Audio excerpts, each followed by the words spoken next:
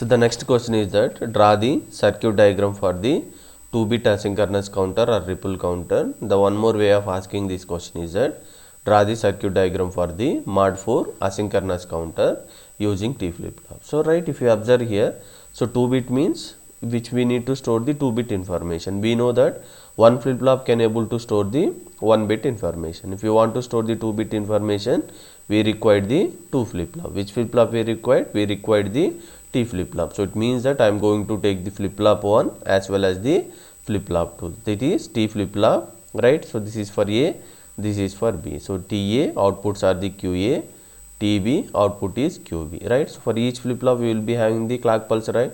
So what do you mean by asynchronous or ripple counter? The first flip-flop will be triggered by the external clock pulse or main clock pulse.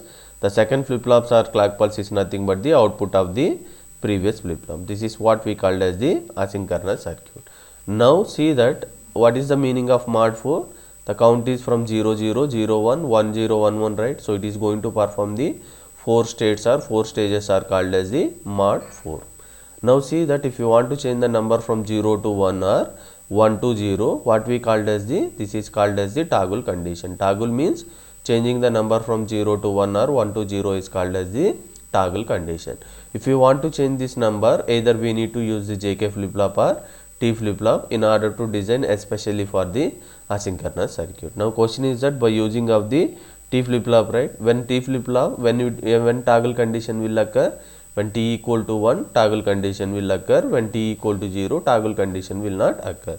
So it means that we need to connect the TA equal to 1, TB equal to 1, so that automatically count will changes from the 0 0 0 1 1 0 1 1 by performing the toggling operation when t equal to 1. The first point to be remember is that, right? So how to apply the clock pulse, right? So based on the synchronous, asynchronous, we have the different, right? Asynchronous means first flip-flop will be triggered by the external clock pulse, then output of the previous flip-flop is the clock pulse for the next flip-flop.